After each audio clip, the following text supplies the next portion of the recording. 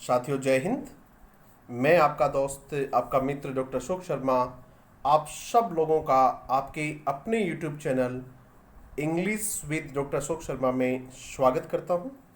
दोस्तों, इस सेशन में हम इंग्लिश सीखने और सिखाने का प्रयास करते हैं।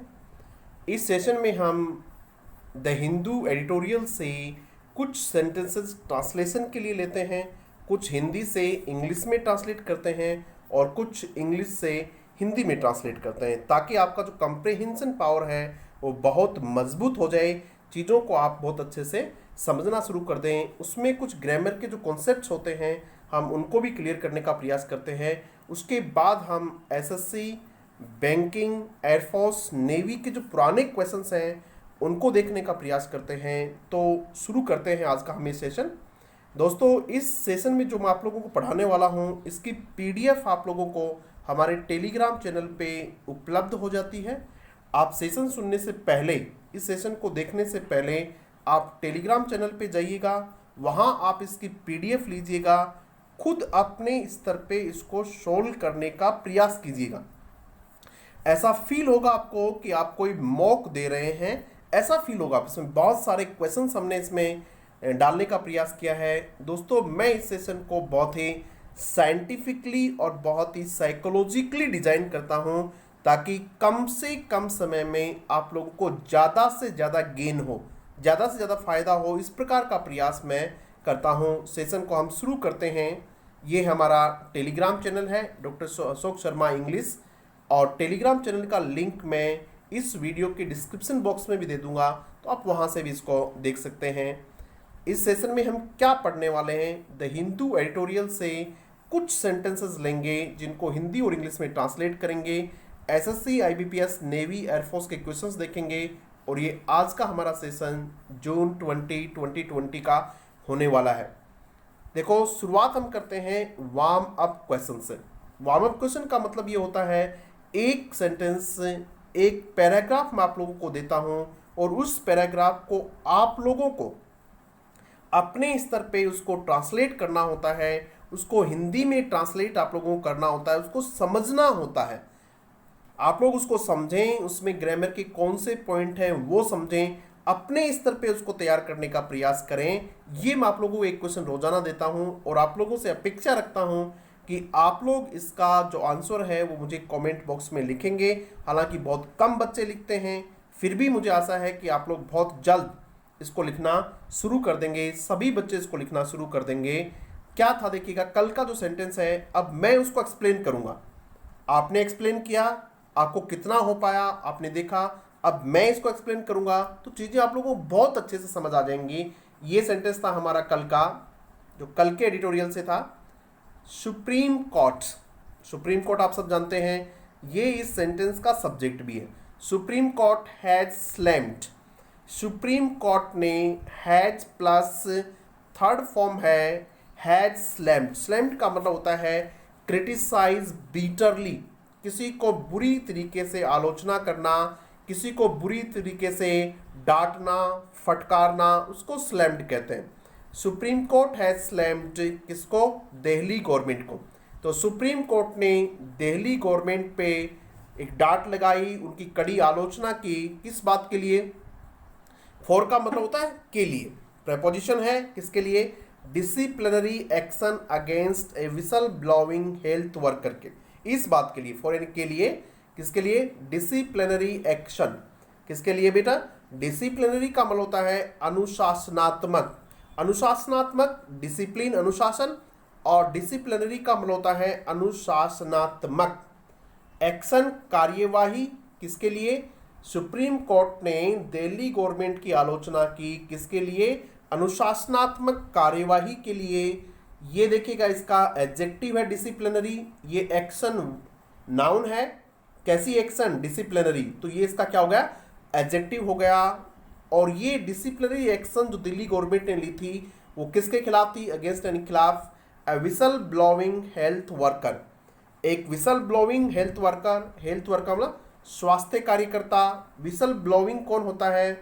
विसल ब्लोअर वो होते हैं जो इस प्रकार की घटनाओं की गुप्त रूप से सूचना को प्रकाशित कर देते हैं। जो जिस तरीके से हॉस्पिटल वाले ऐसा कोई काम करते हैं जो पुलिस वगैरह को नहीं पता होता है, तो ये उनकी सूचना पुलिस वगैरह को देते हैं। इनको विसल ब्लोवर्स कहते हैं। Against whistle blowing health worker who revealed, जिसने प्रकट कर दिया, रिवील कर दिया, dead bodies lying unattended.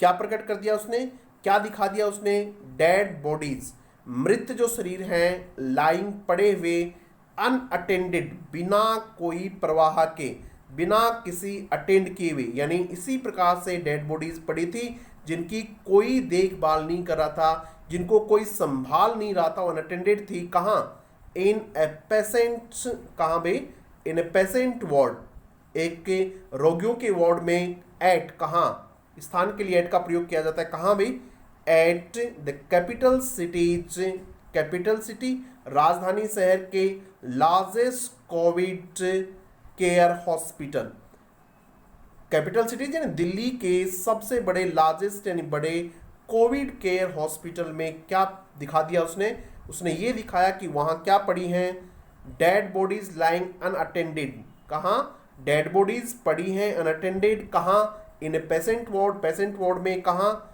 Delhi के सबसे बड़े कोविड केयर हॉस्पिटल में। इसको किसने प्रकट कर दिया, किसने दिखा दिया, ए विसल ब्लोइंग हेल्थ वर्कर ने दिखा दिया। और उसके खिलाफ दिल्ली गवर्नमेंट ने क्या ले लिया, डिसिप्लिनरी एक्शन ले लिया, अनुशासनात्मक कार्रवाई कर दी। और इस बात को लेके सुप्रीम कोर्ट ने उसको डांट लगाई, उसको फटकार लगाई, किसको, दिल्ली गवर्नमेंट को। तो ये काम करना था आप लोगों को, इस प्रकार से आपको इसको क्या करना था, ट्रांसलेट करना था, जो मैंने आप लोगों को ट्रांसलेट करके दिखाई। आप लोगों का ये होमवर्क था। जिन जिन्होंने सही किया वो बहुत अच्छी बात है, और नहीं किया तो प्रैक्टिस कीजिएगा रोजाना। आज से 10 दिन बाद देखिए, यदि आप लोग वास्तव में प्रैक्टिस करते हैं तो चीज़ें आपकी सुधर जाएंगी। और यदि आप मात्र सुनते हैं तो बेटा चीज़ें ऐसी की ऐसी ही रहेंगी, कुछ बदलने वाला नहीं है। मैं फिर कह रहा हूँ कि मुझे इस बात का कोई भ्रम नहीं है कि मैं आप लोगों को इंग्लिश सिखा दूंगा, ऐसा भ्रम मैं नहीं रखता हूँ। बहुत सारे यूट्यूबर्स या बहुत सारे टीचर्स कहते हैं कि आप मेरे से पढ़ लिए तो विद्वान हो जाएंगे, मैं बताऊंगा वही एग्जाम में आएगा। ऐसा कुछ नहीं होता है। मैं आप लोगों को बहुत ईमानदारी से बता रहा हूँ कि फायदा तब होगा जब आप लोग मेहनत करेंगे। मैं आप लोगों के साथ बहुत मेहनत कर रहा हूँ, आप लोग भी बहुत मेहनत करें, तब चीज़ें आप लोगों की क्लियर होनी है, अदरवाइज फिर कुछ फ़ायदा नहीं होना है। अब इसका दूसरा हिस्सा देखिएगा, बी सेक्शन जो है, ये ए सेक्शन था वार्म अप क्वेश्चन का। Translate the following sentence into English. देखो ये होता है साइकोलॉजिकली डेवलप्ड प्रोग्राम, हिंदी से इंग्लिश में करो और इंग्लिश से हिंदी में करो। बताइए इंग्लिश कैसे नहीं आएगी। अब एक सेंटेंस हमने लिखा है आप लोगों को, ये भी एडिटोरियल से ही है, उसको आपको इंग्लिश में ट्रांसलेट करना था। गुरुवार को भारत ने चीन से अपनी गतिविधियों को LAC की अपनी तरफ तक सीमित करने के लिए कहा। तो इसको आपको ट्रांसलेट करना है। कैसे करोगे, देखो सबसे पहले तो आप गुरुवार को कर लो, लास्ट में लिखोगे तो भी ऑन थर्सडे आएगा, और शुरू में भी लिखोगे तो क्या आएगा, ऑन थर्सडे आएगा। आप लिख सकते हैं ऑन थर्सडे, कब भाई, बुधवार बृहस्पतिवार को, और गुरुवार को ऑन थर्सडे भारत ने चीन से अपनी गतिविधियों को अपनी तरफ तक सीमित करने के लिए कहा। किसने कहा, भारत ने कहा। तो सब्जेक्ट कौन है इसमें, इंडिया है ना। आप इस तरीके से ट्रांसलेट करेंगे, सब्जेक्ट कौन है भाई, इंडिया है, तो इंडिया लिख देंगे हम, भारत इंडिया। अब सब्जेक्ट के बाद क्या चाहिए आपको, वर्ब चाहिए। वर्ब क्या है इसने, भारत ने कहा, कहा, ये है इसमें क्रिया। देखिए ये हिंदी से आप लोग इंग्लिश ट्रांसलेट करेंगे तो सब्जेक्ट के बाद क्या लिखेंगे, वर्ब लिखेंगे। भारत ने क्या किया, चीन से अपनी गतिविधियों को अपनी तरफ सीमित करने के लिए कहा। तो इंडिया आस्क्ड, भारत ने कहा, आस्क्ड कहना होता है, इंडिया आस्क्ड, इंडिया टोल्ड। यदि किसी बच्चे ने टोल्ड भी लिख दिया और यदि वो अभी ट्रांसलेट करना सीख ही रहा है तो कोई बात नहीं, वो टोल्ड लिख दिया तो भी देगा।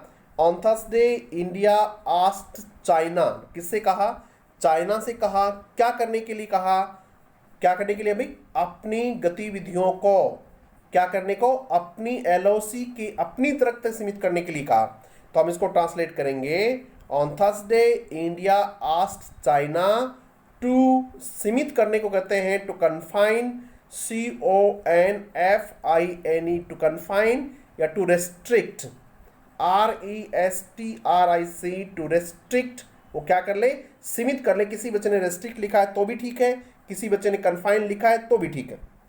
ठीक है, क्या कर ले भाई, on Thursday India asked China to restrict its activities, अपनी गतिविधियों को क्या करे, to its activities, its China के लिए आएगा, अपनी गतिविधियों को कहां तक, to its side of LOC, to कहां तक, to its side of LOC, अपनी LOC की साइड तक उसको सीमित रखने के लिए कहा। तो पूरे सेंटेंस का ट्रांसलेशन एक बार फिर से सुन लो, क्या हो गया, on Thursday India asked China to restrict its activities to its side of LAC।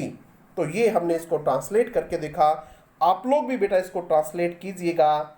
जो भी बच्चे इंग्लिश सीखना चाह रहे हैं, जो बच्चे अपनी तैयारी शुरू करना चाह रहे हैं, जिन बच्चों ने अपनी तैयारी शुरू कर दी है, ये दोनों सेगमेंट उसके लिए बहुत उपयोगी होने वाले हैं। हिंदी से इंग्लिश में ट्रांसलेट करो, इंग्लिश से हिंदी में ट्रांसलेट करो। इतना ही नहीं, देखिएगा हम लोग क्या क्या रखते हैं इसमें। अब यह है आज का वार्म अप क्वेश्चन।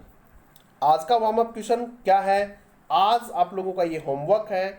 आप लोग इसको ट्रांसलेट करेंगे, ट्रांसलेट करने का प्रयास करेंगे। इसमें ग्रामर के जो बिंदुओं ढूंढने का प्रयास करेंगे, इसमें सब्जेक्ट कहाँ है, वर्ब कहाँ है, ये सब चीज़ें ढूंढने का, पासिंग बोलते हैं उसको, पासिंग PRS।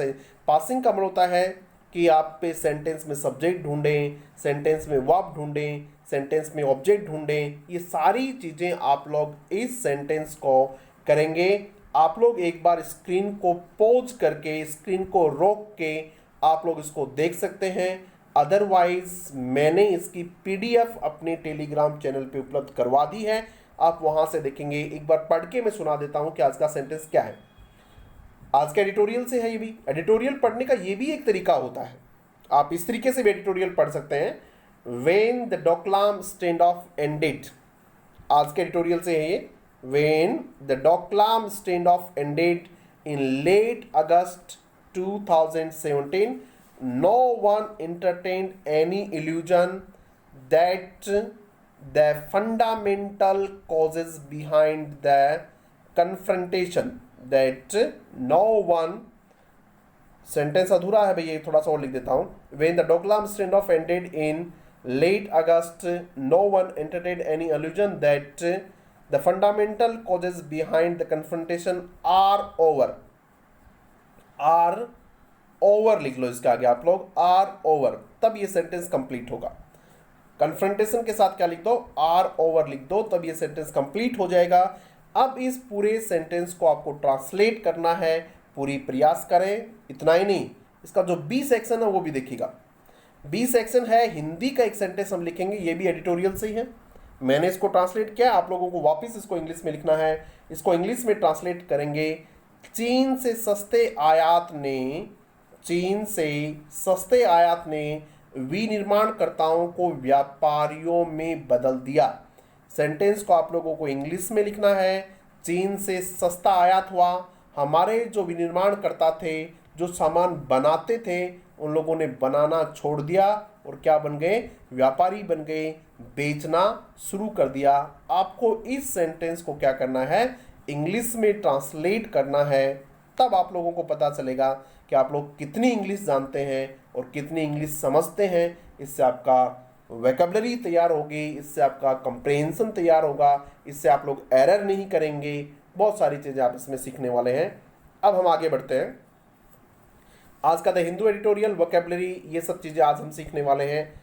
इसका ये सेक्शन जो है, इसमें हम देखते हैं match the following, match the following. इसमें पैरोनम्स और हेमोनम्स देखेंगे हम SP बख्शी की बुक से।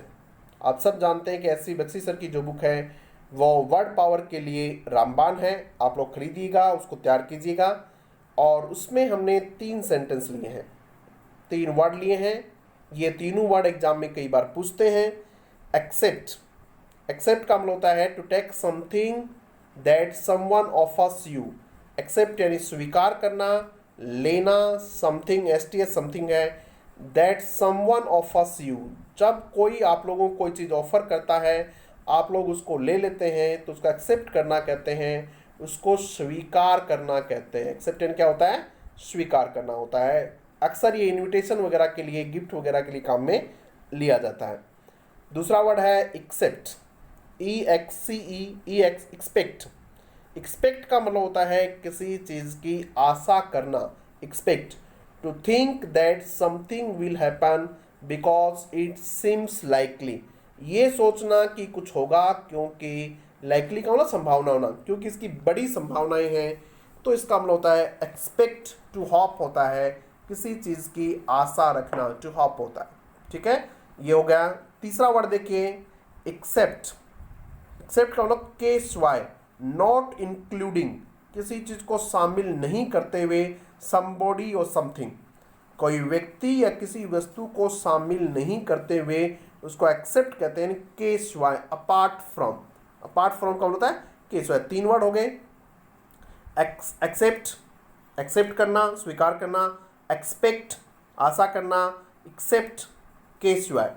अब देखिएगा आप लोगों को समझ आया? ये समझ आया तो अब आप लोग 3 सेंटेंस हम लिख रहे हैं, इन तीनों सेंटेंसेस को आप लोग कंप्लीट करने का प्रयास करें। पहला सेंटेंस है he the invitation to stay with us. तो यहाँ कौन सा आएगा? इन्विटेशन के लिए निश्चित रूप से स्वीकार करना की बात आती है, तो क्या लिखेंगे हम? एक्सेप्ट लिखेंगे और इसकी सेकंड फॉर्म लिख देंगे ही एक्सेप्टेड, ACCEPD, ही accepted the invitation to stay with us. उसने हमारा इन्विटेशन एक्सेप्ट कर लिया था, क्या करने का? हमारे साथ रहने का। दूसरा देखिएगा भाई क्या है, the company to complete work in April. Company complete work, company को आशा है, ऐसा लगता है अपना काम अप्रैल में कंप्लीट करने का, तो निश्चित रूप से इसमें क्या आएगा? एक्सपेक्ट यानी होता है आशा। द कंपनी एक्सपेक्ट्स, सिंगुलर है इसलिए हम एस भी लगा देंगे। The company expects to complete work in April, company को आशा है कि वो अप्रैल तक अपना काम पूरा कर लेंगे। चीज़ें समझ आई होंगी बेटा आप लोगों को अच्छे से। उसके बाद देखिएगा, the museum is open every day, museum हर दिन खुला है, एक्सेप्ट किसके सिवाय? मंडेज के अलावा, यानी मंडे को नहीं खुलता है, तो इसमें एक्सेप्ट लिख देंगे हम, AXCEPT, एक्सेप्ट लिख देंगे। इस तरीके से आप लोगों को चीज़ें समझ आनी चाहिए, याद रहनी चाहिए, आप उसकी प्रैक्टिस भी कर पाएँ, आप लोग इतना भी जरूर करें। अब हम इसको आगे बढ़ाते हैं चीज़ों को और देखते हैं, ये है कॉमन एरर्स। क्या है बेटा? कॉमन एरर्स, ये हम MB जो पब्लिकेशन होता है उसके प्रीवियस ईयर्स के सेट हैं।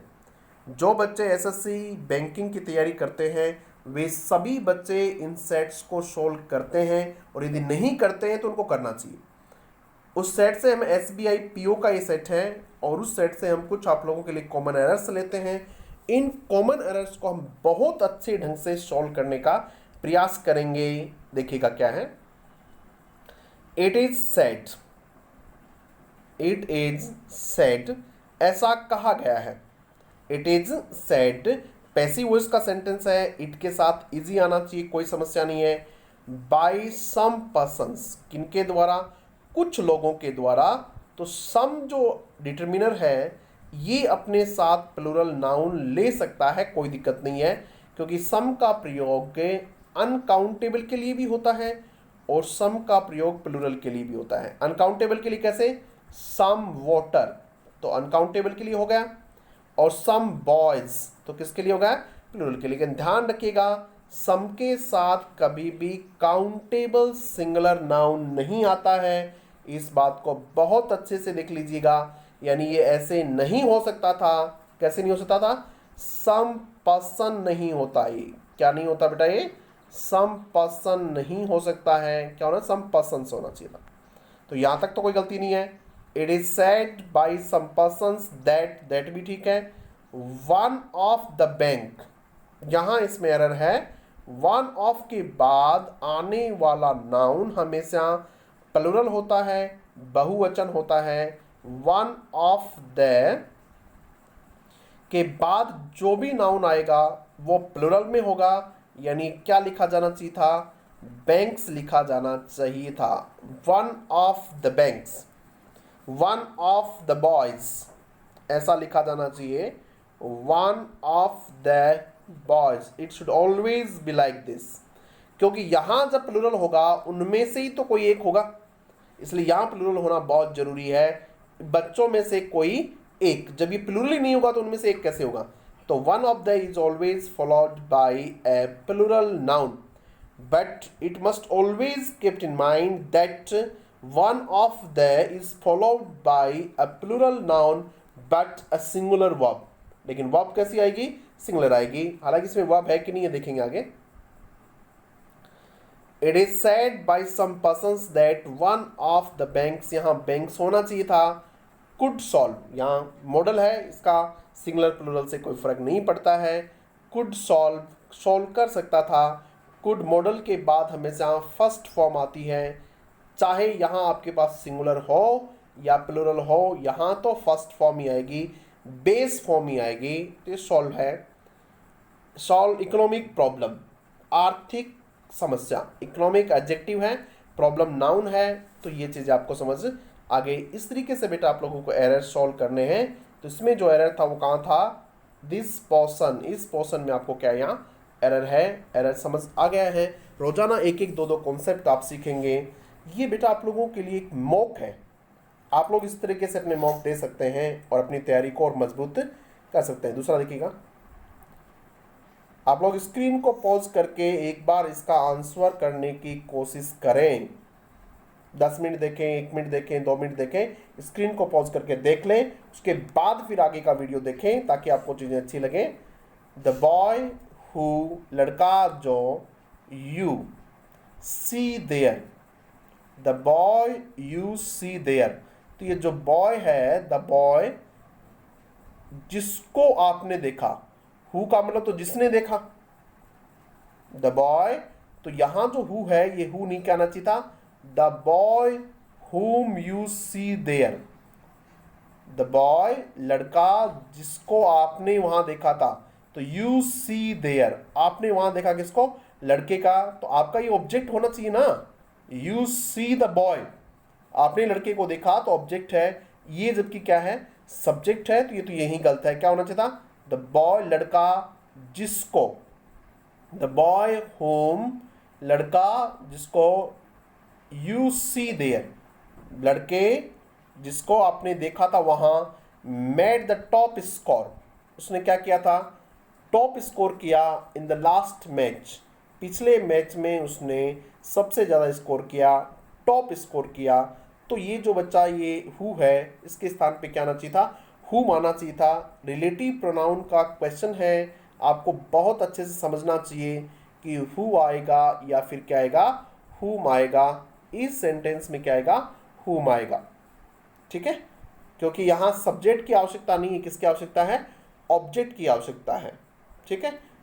तो वैसे देखो एक चीज़ और बताता हूँ आप लोगों को, इसमें जब आप सेंटेंस को देख लेना, जितनी वर्ब से उतने सब्जेक्ट है, तो फिर सब्जेक्ट की आवश्यकता नहीं है। देखो इस सी वर्ब के लिए सब्जेक्ट कौन है, यू सी।